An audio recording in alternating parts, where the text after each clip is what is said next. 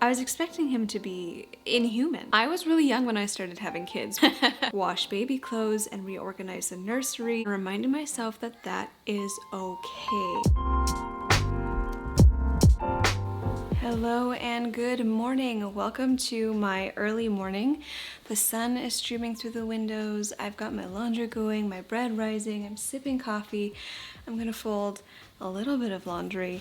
And I want to invite you all in to this quiet moment in my home, and we're going to have a little chat. I went over to Instagram.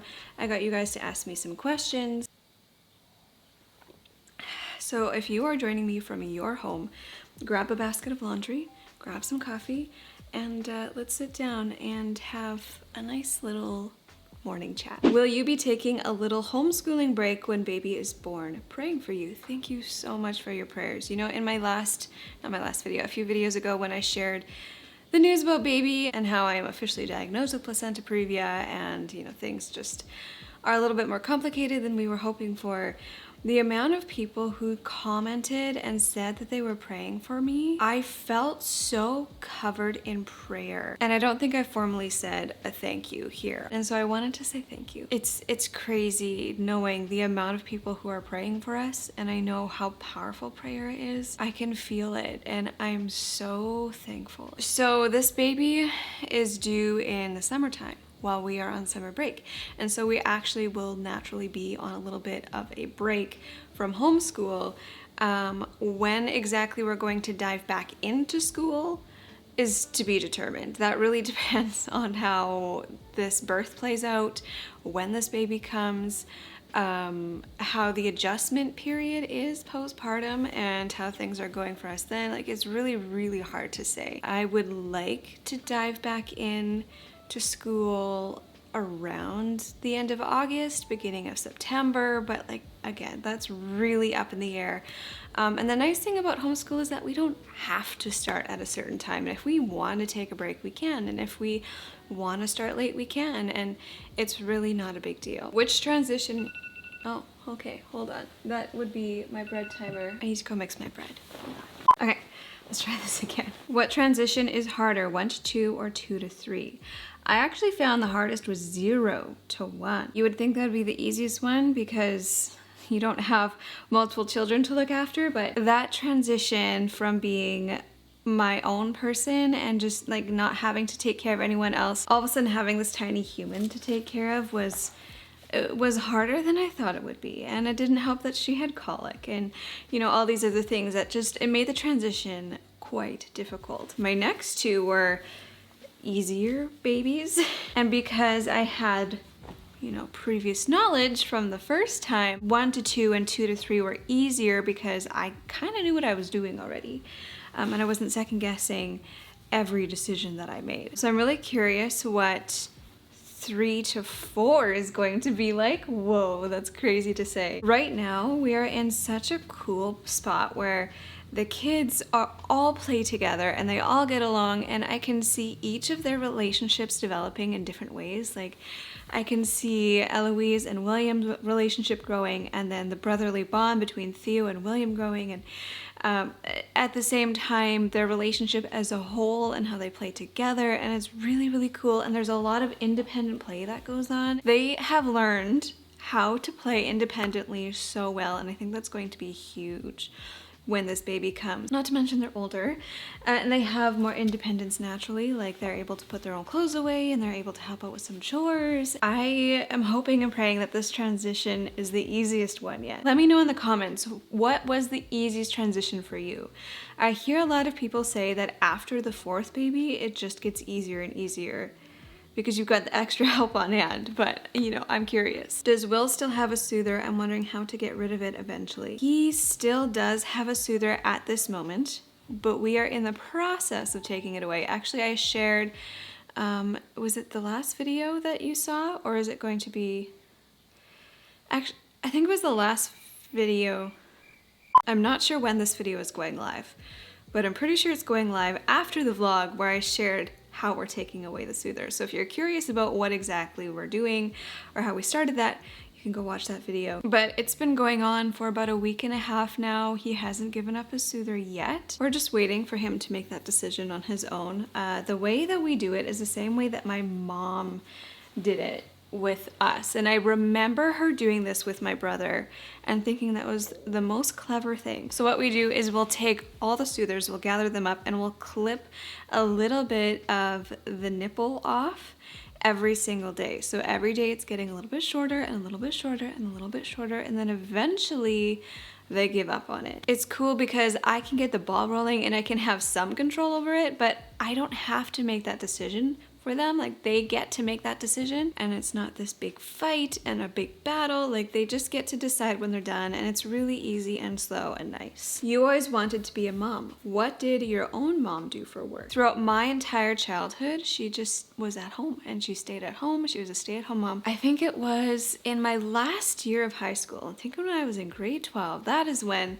she went back to work. I was the oldest, so obviously there she was raising my other siblings at home all that time. But it was really cool having my mom at home, and it really inspired me to make a conscious decision to be a stay-at-home mom and to not work out of the house and to not work a lot, but to make my focus just being there for my kids, because I so appreciated my mom being there whenever I needed her. Like, if I was sick at school, I could call her and she could come and it wasn't a big deal. Or if I had appointments, she was always ready and willing to come. Like, she was always there. And that was huge for me, and I so appreciated that, and I really wanted that for my kids, like for me to be there for my kids like that too. I know you're introverted. Do you have mom friends? How do you feel that connection community kept? So I'll be honest, for the longest time, I really didn't have a lot of mom friends. It was really hard for me to make mom friends because I was the first of all my friends to have kids.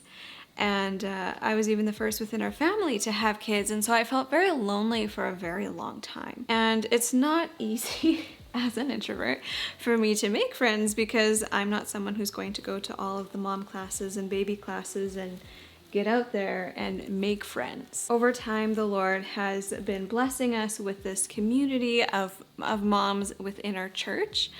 And so a lot of my mom friends are from church, and that's amazing because we share the same beliefs and we can fellowship together, and I love that. I was talking about this with Zach recently too. You naturally grow apart from the people who you used to be friends with, you know, back in high school when you start having kids, because they just don't get it. They're not in the same boat. They don't understand.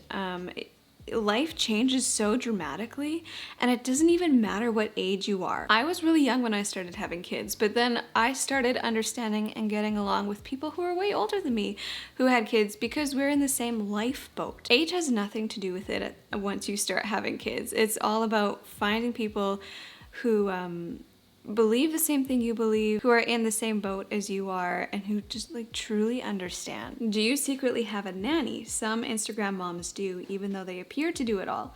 No, I do not have a nanny. And the day that I feel like we need a nanny in order to do everything that we need to do is the day that I am quitting YouTube. To me, that completely defeats the entire purpose of what I'm doing here. Like the reason that I wanted to start YouTube was because, like I said earlier, I want to be a stay-at-home mom. I want to be there for my kids. And if I'm starting to give away my time with the kids to someone else so that I can focus on this, it's not worth it to me anymore. My kids are my top priority, and I want to be there for them. Now, I will say my mother-in-law does watch them usually once a week, not every week, and it works out really nice because they get to spend time with grandma, and they get to spend time with their cousins, and they get to go see other people and do other things, while Zach and I get some time to tackle some work stuff. It's not like I don't have any help. I definitely have help. Our parents are always there and willing to help watch the kids when we need it, but I will never,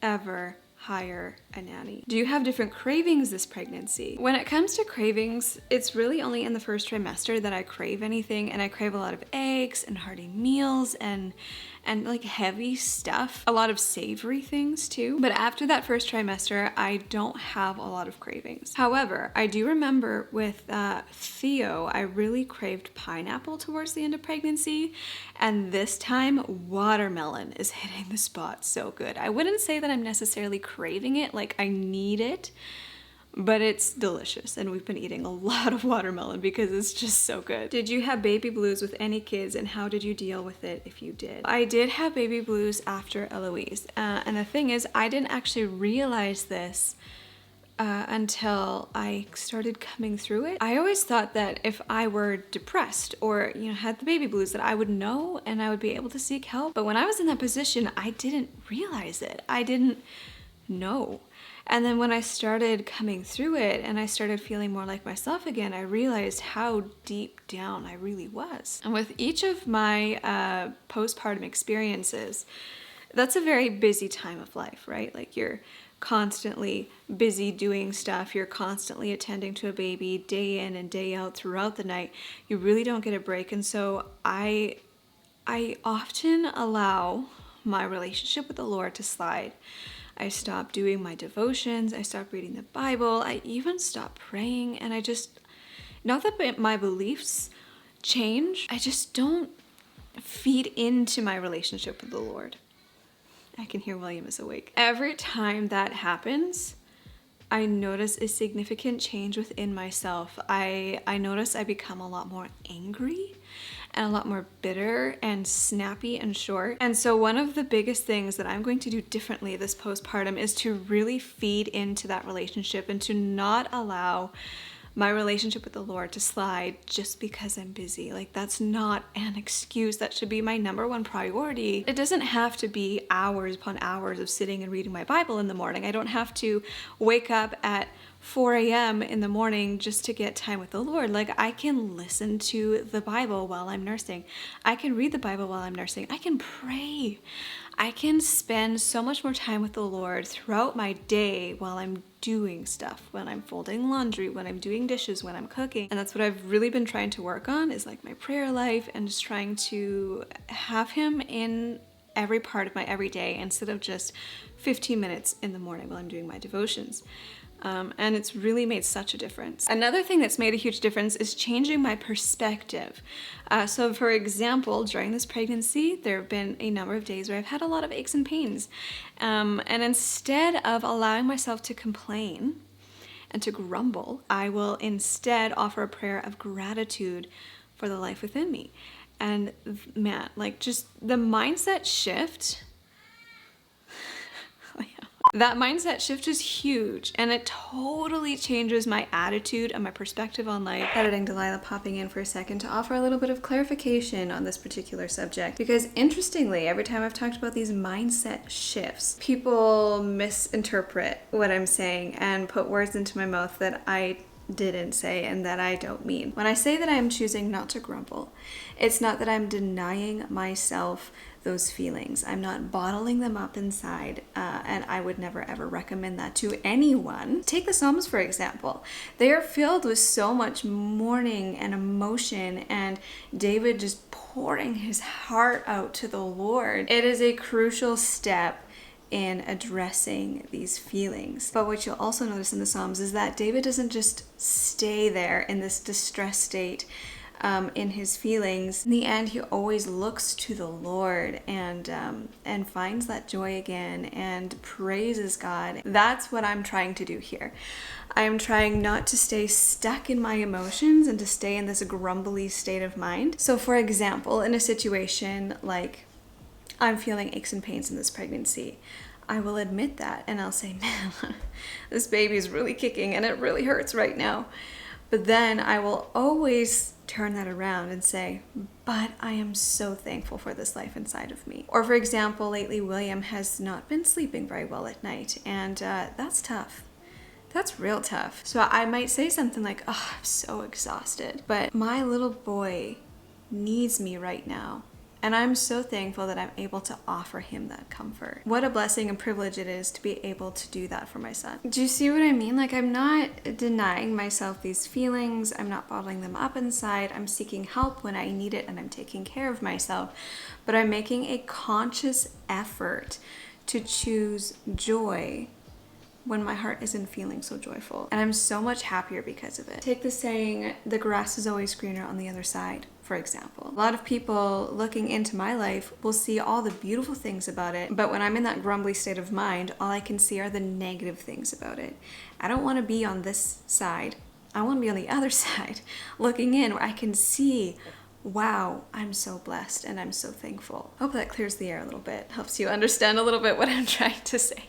Moving on. Practical tips for baking and cooking when there's constantly a crying baby at your feet. You know, I think a lot of people see me right now doing a lot of cooking and baking and think that that's something I can do all the time, but the reality is that I just can't. In that first year and a half, I am not cooking a lot. I'm not baking a lot. I'm not doing a lot of house stuff. My time and attention is really spent elsewhere. I spend a lot of time rocking my babies and being with my babies. Babies are time consuming and they need your attention. And that's okay. Like, there's gonna be stages of life when you're not gonna be able to do everything you wanna do, and that's okay.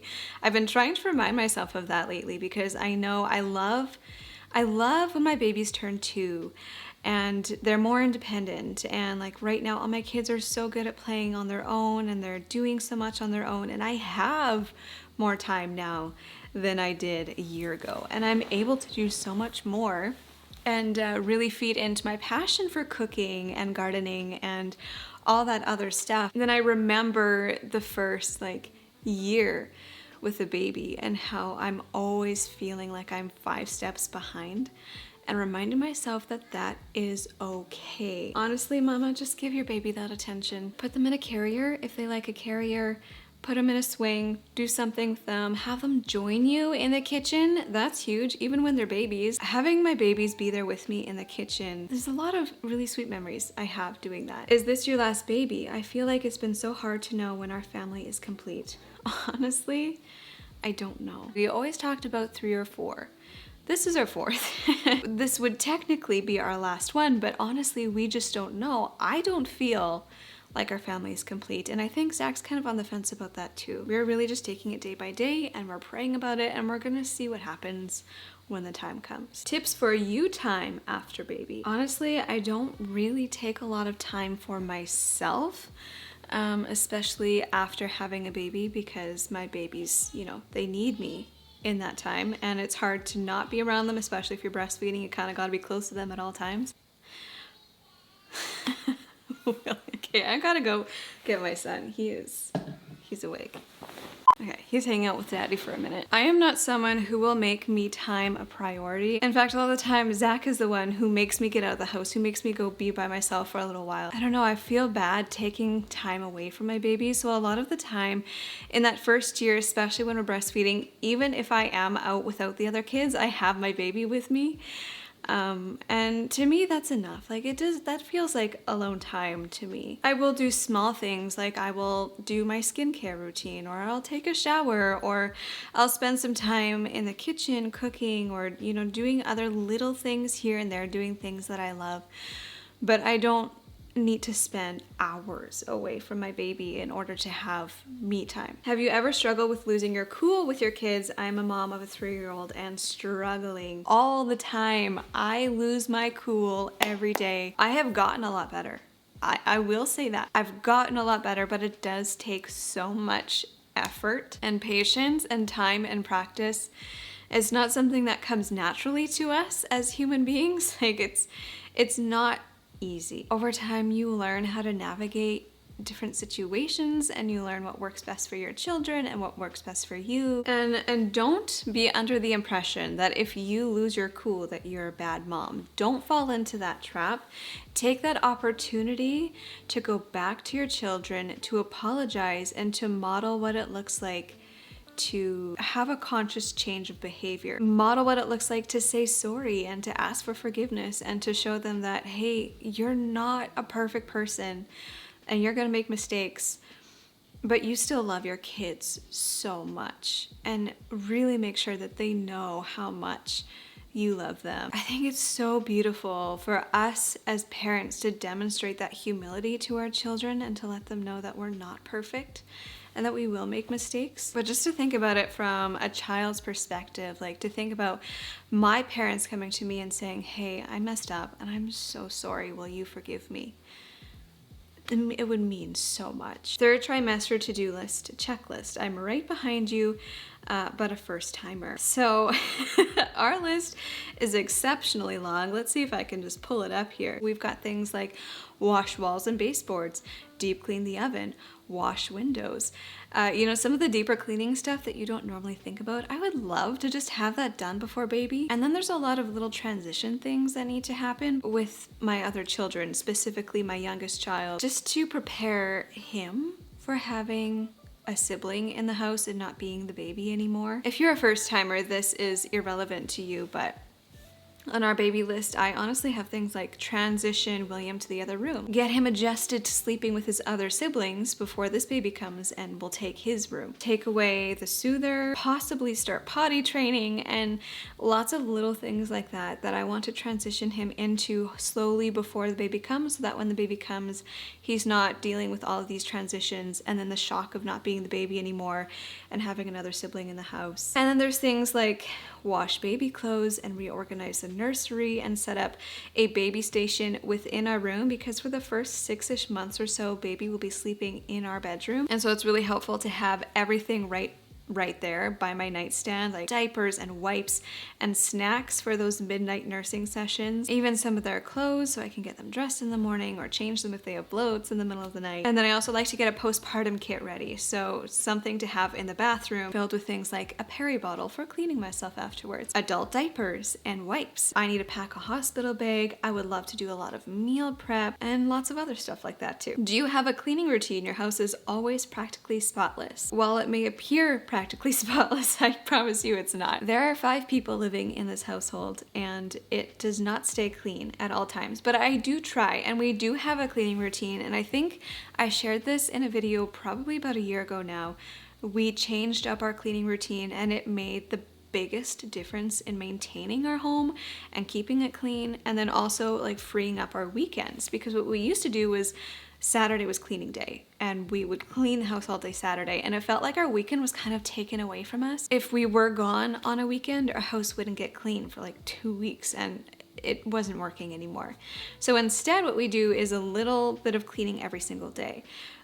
So there's like a certain chore that we have for each day of the week that we do, or at least we try really hard to stay on top of that. It can be very challenging, especially in busy seasons or on days when we're out of the house a lot. And I've also started to do a lot of laundry every single day. I've incorporated this into my morning routine, and this has made such a huge difference. Like, I'm not overwhelmed by laundry anymore, and it's easy to stay on top of. I like to do regular declutters of different areas of the house. Like, if I notice something is really starting to just get messy or disorganized or full and cluttered, I'll just take 5 minutes and go through it real quick. I try not to procrastinate, because I know if I don't just do something in that moment while I'm thinking about it, it's not going to get done. My mind is so full of so much stuff, and I'm constantly busy, that if I don't do something, as soon as I think about doing it, I will never remember to do it. Honestly, it takes a lot of practice. You need to adapt new routines at different stages of life, and you just kind of gotta go with the flow and figure out what works best for you. Have you come up with a baby name yet? No. We don't have any names. We have a couple names that we kind of like, but nothing that's like, yes, this is the name. This baby's gonna have a name eventually. How do you not have mom rage? I feel like I'm always angry, especially with my husband. This is something that the Lord really had to work at within me. In the first few months postpartum, I feel like especially after William was born, I harbored a lot of anger and resentment toward my husband. And as the Lord so kindly pointed out to me, I realized that anger and resentment and bitterness had everything to do with me and nothing to do with my husband. It was me who needed to change, not my husband. It wasn't anything that he was doing. I was expecting him to be like I was expecting him to be inhuman. I had a lot of unmet expectations because the expectations I had were not realistic. I really had to change my heart and my attitude. We had a lot of conversations. Open communication is so huge in marriage, especially in those first few months after having a baby, when your hormones are wild and you're both adjusting to this new human in the house. I find so often, I think this is really common for us women, is we have these expectations in our head, but we don't tell our husbands these expectations. We don't communicate with them, and we just expect them to know. And I don't know why we do that. Like, it's ridiculous. How are we supposed to expect our husbands to know exactly what we want or need or are feeling? It's silly and it's childish, and we need to have those expectations spoken out loud, and we need to communicate respectfully with our husbands and let them know, like, this is how I'm feeling.